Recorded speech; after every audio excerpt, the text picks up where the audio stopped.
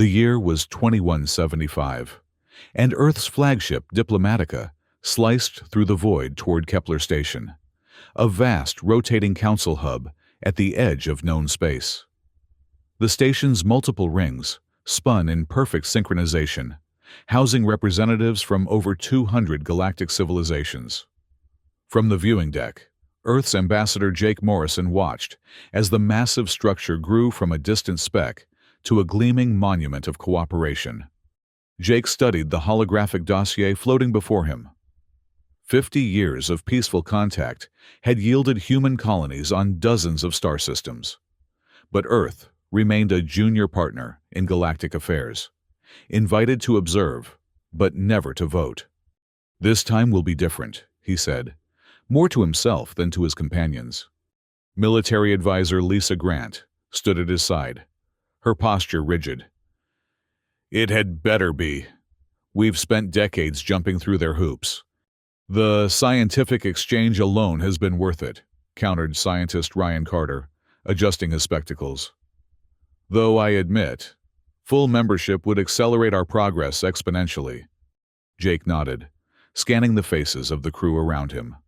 The weight of 7 billion humans rested on his shoulders. After years of preparation, humanity would finally petition for full council membership. The excitement aboard the Diplomatica was palpable, tinged with collective anxiety. "We've addressed every concern from the previous hearings," Jake said. "Environmental restoration benchmarks exceeded, military downsizing implemented, cultural exchange programs flourishing." He closed the hologram with a wave of his hand. "We deserve this." The Diplomatica docked with a series of precision maneuvers. As the delegation disembarked, they were greeted not with the customary diplomatic escort, but with a single junior protocol officer, a lanky, blue-skinned Maloxian. "Ambassador Morrison," the alien said, voice flat.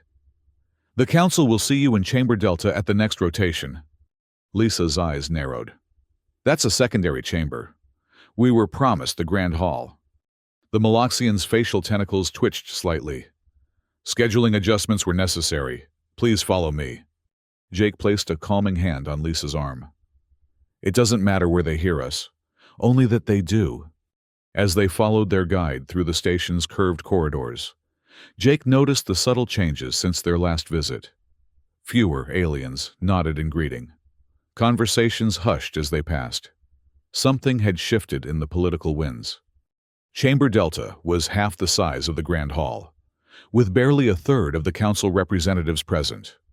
Most senior members had sent junior delegates. Jake recognized the pattern, a political statement disguised as a scheduling conflict. The chamber's central podium activated as Jake approached. He placed his hands on the smooth surface, and the room dimmed. His prepared presentation sprang to life. Holograms of Earth's cultural renaissance, scientific breakthroughs, and peaceful colonies expanding through the stars.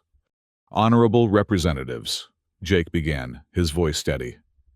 "For 50 years, humanity has demonstrated its commitment to galactic harmony. We have transformed our world from environmental crisis to ecological balance.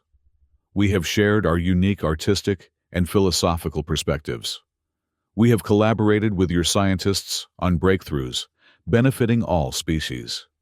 The presentation shifted to show human children playing alongside alien youngsters in interspecies education centers, universities where knowledge flowed freely between worlds, joint scientific expeditions into uncharted regions. "We come before you not as supplicants, but as proven partners, ready to accept the responsibilities of full council membership." As the presentation concluded, the chamber remained silent. Then, from the senior delegates' platform, a massive figure rose, Kethvar, of the Zephyrian Empire, his scaled body adorned with ceremonial medals. "The Zephyrian Empire acknowledges the persistence of humanity," Kethvar rumbled, the translation unit struggling with his deep tones. "However, we find this presentation selective in its memory." With a gesture from his clawed hand, a counter-display erupted above the chamber. Images of human history flashed by, Not the Renaissance or scientific revolutions Jake had highlighted, but warfare, world wars, genocides, nuclear tests, environmental destruction. This is your species' true nature, Kethvar continued, as the images reflected in the stunned faces of the human delegation. You mask your violent core with diplomatic platitudes, but the Council is not deceived. Those conflicts are centuries behind us, Ryan protested, stepping forward. Every spacefaring race has a violent past. Silence, hissed Sector of the Viridian Conclave, her serpentine form coiling tighter. You speak out of turn, human. Jake raised his hand, calling for calm. Representatives, we do not deny our history. We learn from it.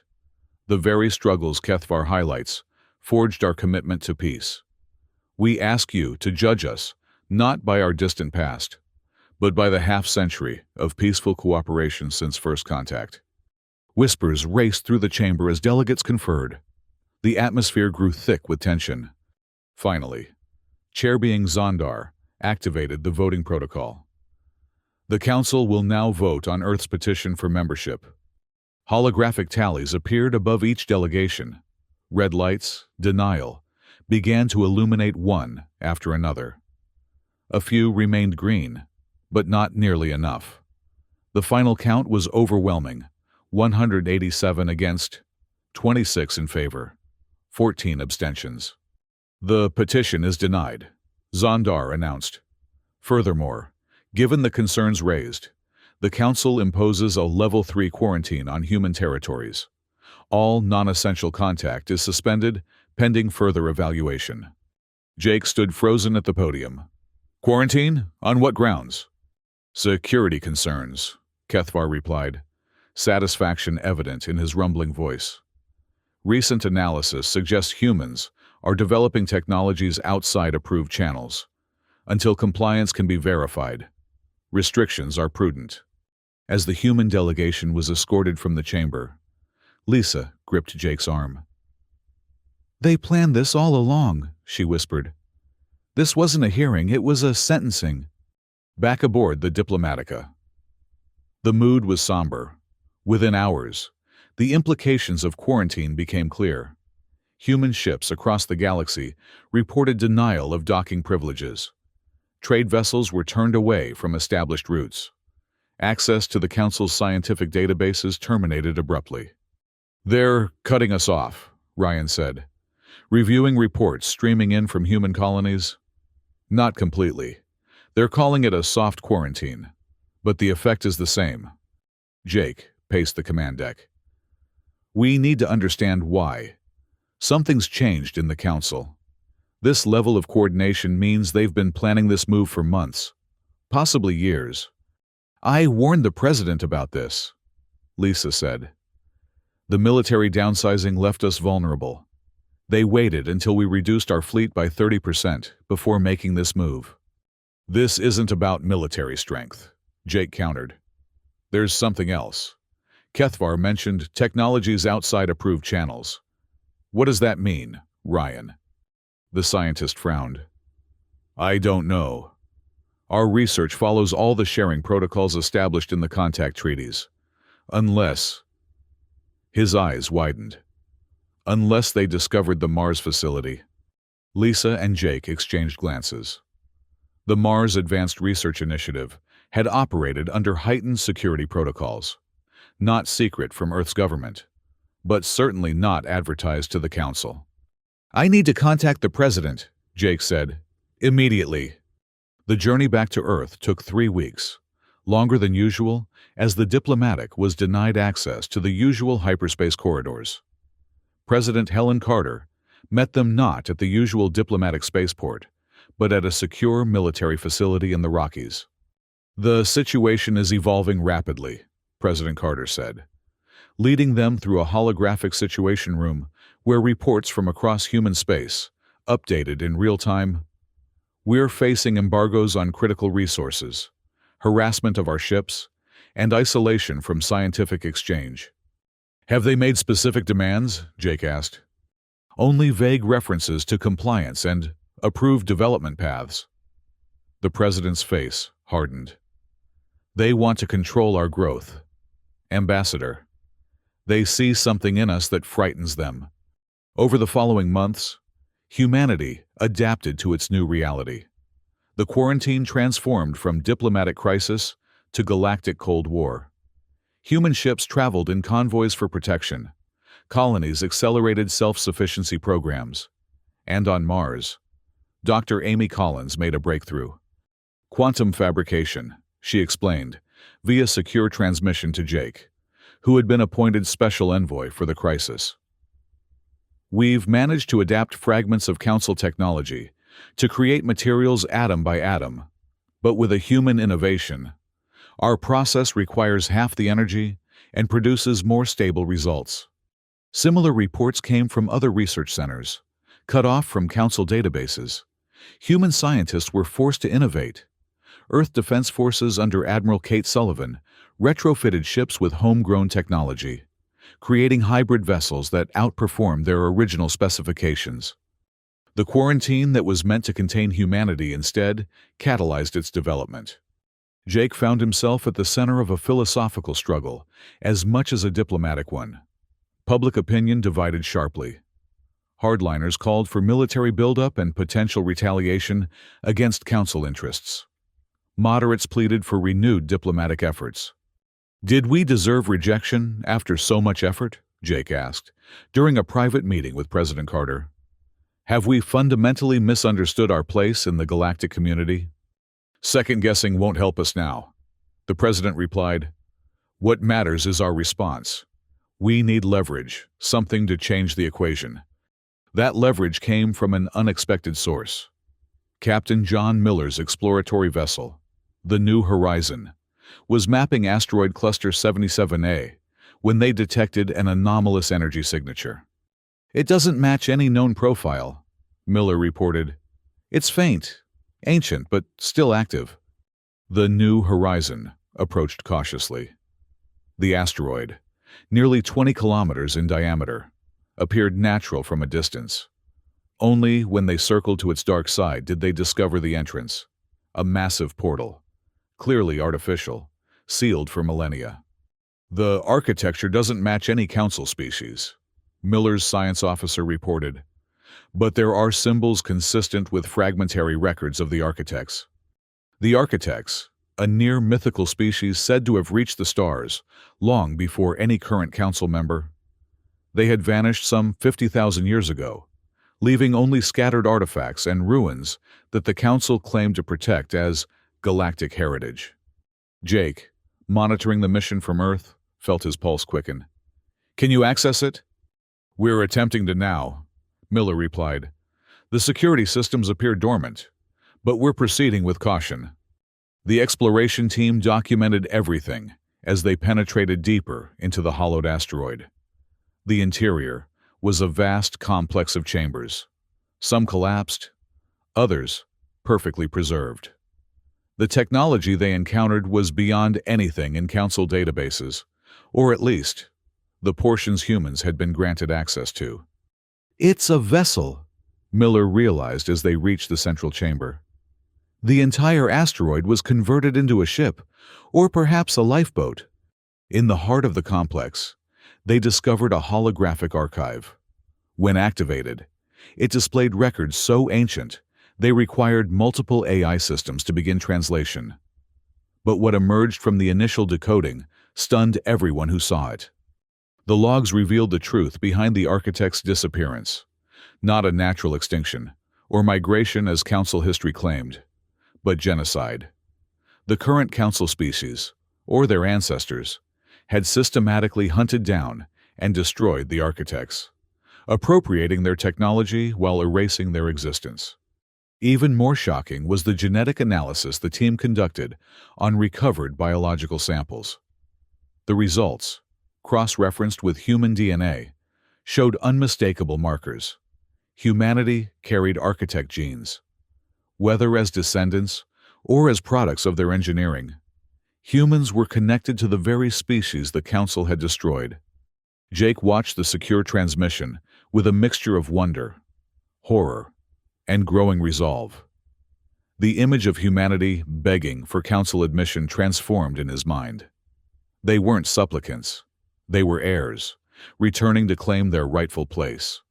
"The council knows," he whispered. "They've always known. That's why they've kept us at arm's length. That's why they quarantined us when we started making technological leaps." The New Horizon transmitted a secure data dump back to Earth, complete archives, technological schematics, and irrefutable evidence of the Council's deception. President Carter convened an emergency session of world leaders to determine their response. "We could approach the Council privately," suggested the European Federation representative. "Use this as leverage for negotiations." "They would deny everything and move to seize the evidence," Lisa countered. "We need to act more boldly." President Carter's decision was unanimous. "We broadcast everything, to every world, every colony, every council member. Let the truth shatter their control." Preparations for the Galactic broadcast transformed the human response. Lisa transitioned from military advisor to coordinator of defensive positions, placing human fleets to protect key installations once the news broke. Ryan shifted from laboratory scientist to public scientific spokesperson, preparing presentations that would make the complex evidence understandable to diverse species. The broadcast itself required technical innovation. Council communications networks were closed to human transmission, but Dr. Amy Collins and her team identified a vulnerability in the quantum network nodes. With precise timing, they could inject their signal into every council channel simultaneously. President Carter recorded the announcement herself, flanked by Jake and the leaders of Earth's major nations and colonies. "To all sentient beings across the galaxy," she began, her voice calm but forceful. "For 50 years, humanity has sought peaceful integration into the galactic community. We have been denied, restricted, and now quarantined, all without true cause. Today, we reveal why." The message continued with evidence displayed in sequence. Architect blueprints recovered from the asteroid ship, historical logs showing the systematic genocide, confessions from early council leaders preserved in their own records, and finally, the genetic phylogenies showing humanity's connection to the architects. "We do not broadcast this to incite conflict," President Carter concluded. "We seek truth, justice, and our rightful place among the stars, not as subordinates, but as equals. The Council's foundation is built on genocide and deception. It is time for a new beginning." The broadcast ended with a simple statement: "We await your response." The immediate repercussions were chaotic, on dozens of worlds, especially among younger species who had also faced Council restrictions. Public demonstrations erupted. Major Council species faced internal divisions as their own citizens demanded explanations. The Council attempted to dismiss the broadcast as human fabrication, but the evidence was too compelling, too detailed to be denied. When 3 independent scientific bodies confirmed the genetic analysis, the Council's position crumbled further. Human fleets, now equipped with true architect shields reverse-engineered from the asteroid vessel's schematics, took up positions near key systems, not firing a shot, but making their presence known. It was a show of strength that required no violence. Within weeks, the first delegations arrived from non-Council worlds seeking alliance with Earth. Young species who had watched humanity's struggle saw an opportunity for liberation from Council restrictions. Older civilizations, tired of Council manipulation, sensed a shifting of power. The Galactic Council, an institution that had stood for over 1,000 years, began to dissolve as member worlds formally withdrew their participation. New alliances formed under what quickly became known as the Council of Descendants, with humans at its core. Jake Morrison found himself presiding over the inaugural session of this new council, held symbolically aboard the refitted asteroid vessel, now a museum and meeting place named Heritage. "We gather not to replicate the mistakes of the past," Jake addressed the diverse delegates, "but to forge a new path based on truth, mutual respect, and genuine cooperation. No species shall be judged by their development stage. No knowledge shall be restricted. No history shall be buried. The chamber, once the central control room of the architect vessel, erupted in approval. Representatives from 87 worlds stood together under the glow of an architect's star map that showed the galaxy not as divided territories, but as a unified whole. Lisa Grant, now Supreme Commander of the United Human Forces, coordinated with newly allied species to establish joint security protocols, defensive rather than restrictive.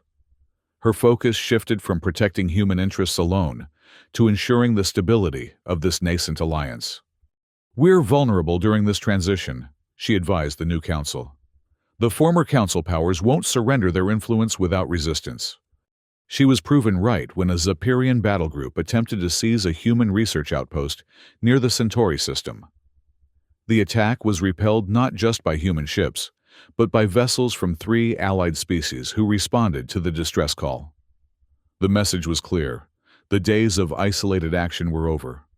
Ryan Carter established the Architect Restoration Institute, dedicated to sharing technologies and knowledge previously suppressed by the Council.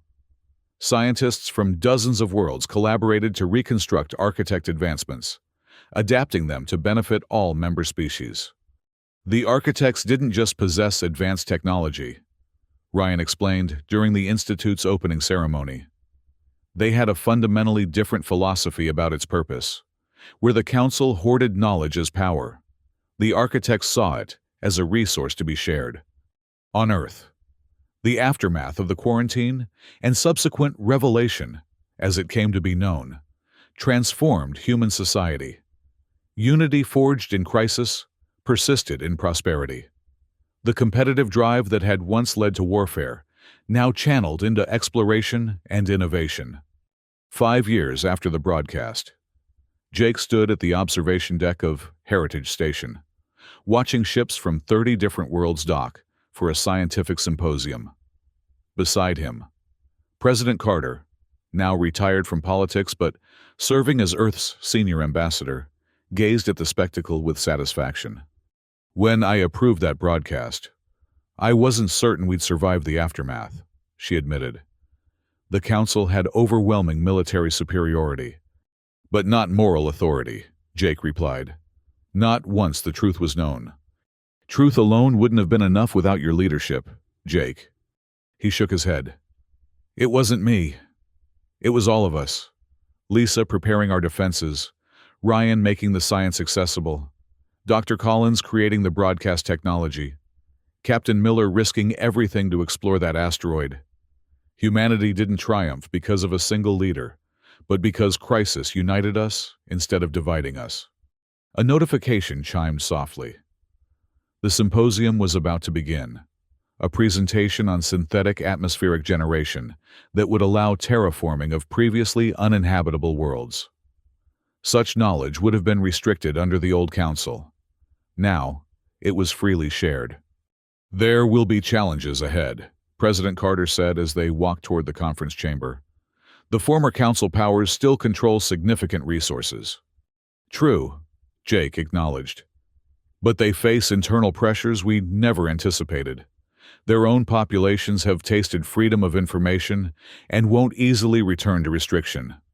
In the chamber, delegates gathered beneath the glowing architect's star map, a symbolic gesture that had become tradition. As Jake took his position to open the proceedings, he reflected on how completely their world had changed. 50 years of peaceful contact had led to rejection and quarantine. But that quarantine had forced innovation, the discovery of their heritage, and ultimately, the revelation that transformed the galaxy. Humanity had entered the galactic stage not through the front door of council admission, but by breaking down the walls of deception entirely. The star map pulsed with gentle light as Jake addressed the gathering. Beyond the transparent dome of the station, the galaxy spread in endless possibility, no longer divided into council territories and restricted zones, but open to all who sought knowledge and cooperation. In the face of exclusion, Earth hadn't retreated. Instead, it had made an announcement that changed everything.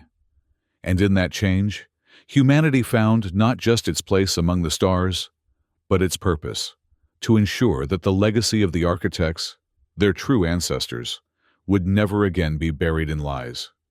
As representatives of formerly divided species collaborated on projects that would benefit worlds across the galaxy, Jake recognized the final truth.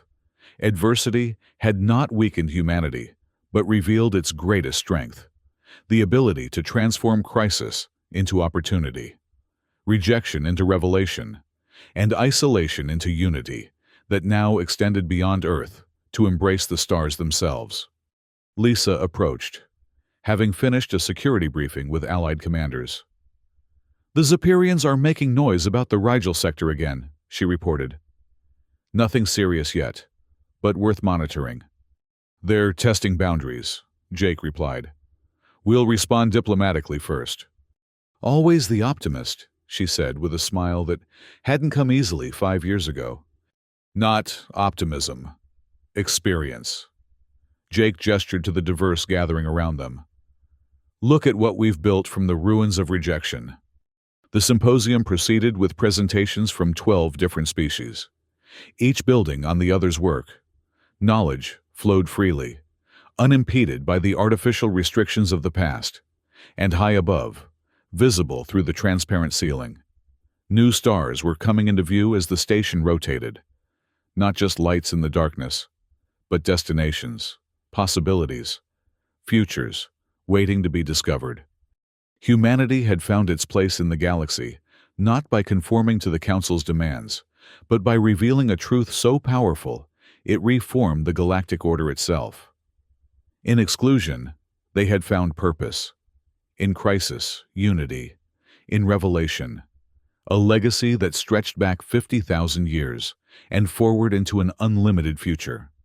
The Architect vessel, once hidden in darkness, now orbited a bright star, a symbol visible across light years, announcing not just humanity's arrival on the galactic stage, but the dawn of a new era for all sentient beings. An era built not on the suppression of the past, but on the illumination of truth and the promise of collaboration. And as Jake watched representatives from formerly hostile worlds exchange ideas freely under the ancient star map, he knew that this, not council membership, not technological superiority, not military might, was humanity's greatest achievement: the transformation of a galactic order from one built on fear to one founded in truth. The revelation that began with a single discovery in a distant asteroid had cascaded across the stars, touching every world, every species, with the simple power of suppressed truth finally spoken aloud. Earth had made its announcement, and the galaxy had answered with a chorus of change that continued to resonate outward, reaching even now toward undiscovered worlds and civilizations, yet to join the great conversation of sentient life. It was, Jake reflected, as he prepared to address the gathered delegates, exactly what the architects would have wanted for their descendants. Not dominance, but connection. Not restriction, but expansion. Not fear, but the endless, unfolding wonder of shared discovery. And in that, humanity had not just found its place among the stars, it had come home,